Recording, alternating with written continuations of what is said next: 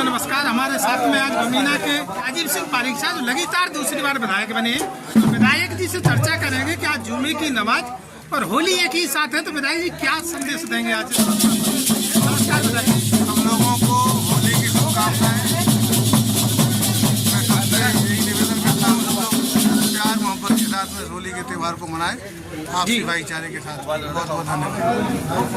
चर्चा भी करेंगे कि विधायक अभी हमारे साथ में चर्चा करने के लिए मौजूद है शिक्षा मंत्री हैं रविंद्र कुमार शुक्ला जी। हम उनसे पूरी जानेंगे कि आज रमजान का जो महीना है, जुम्मे की नमाज है और होली का त्योहार है पावन, हिंदू सनातन धर्म का है।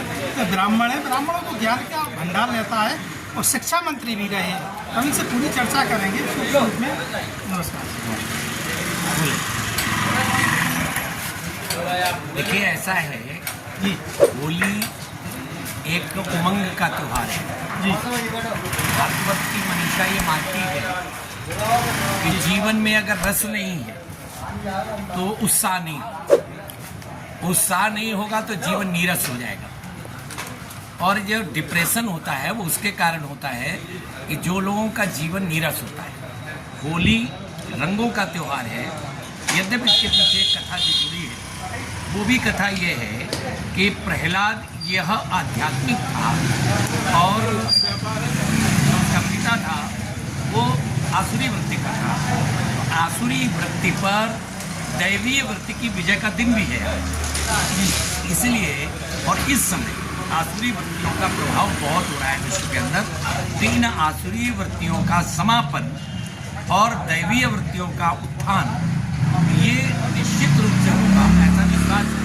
और जहाँ तक नमाज का और बाकी सवाल है, हम तो स्वभाव से पंथ निरपेक्ष हैं। कोई भी कट्टर हिंदू अगर है, कोई भी कट्टर हिंदू, तो वो स्वभाव से संप्रदाय निरपेक्ष, पंथ निरपेक्ष, रिलीजन निरपेक्ष और ये होगा ही। क्योंकि हमारे यहाँ पूजा पद्धति का आग्रह नहीं है कि आप ये मानोगे तो ही आप रह पाओगे, ऐसा कुछ भी नहीं।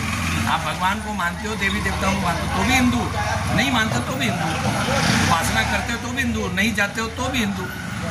इतना छूट दुनिया के अंदर नहीं हो सकती। इसलिए मैं कहता हूँ कि हिंदू धर्म ये दुनिया में एकमात्र धर्म है। उपासना पद्धतियाँ ये संप्रदाय हैं, मजहब है, पंथ हैं, रिलीजन है। कोई भी भगवान को आप मानो, हमें कोई आपत्ति नहीं, लेकिन ये कहो कि हम ही सही हैं, ये स्वीकार नहीं है। कभी भी हिंदू दंगा नहीं करता, कभी भी हिंदू आक्रामक नहीं होता, हिंदू स्वभाव से दयालु होता है।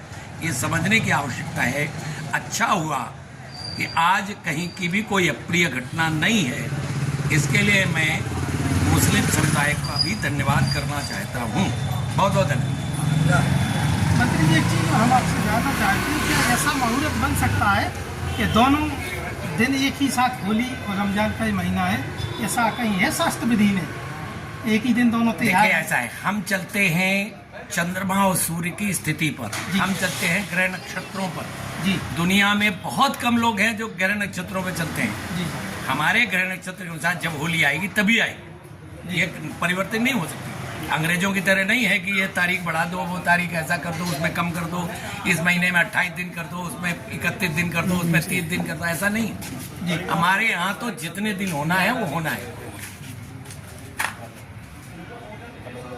हाँ, अब आज जो होली का लास्ट दिन है, शांतिपूर्ण होगा, इसके होली के अवसर पर क्या संदेश देंगे? मैं केवल ये कि अगर हिंदू हैं तो हम आक्रामक नहीं हैं, लेकिन हिंदू हैं तो हम कायर भी नहीं हैं जी।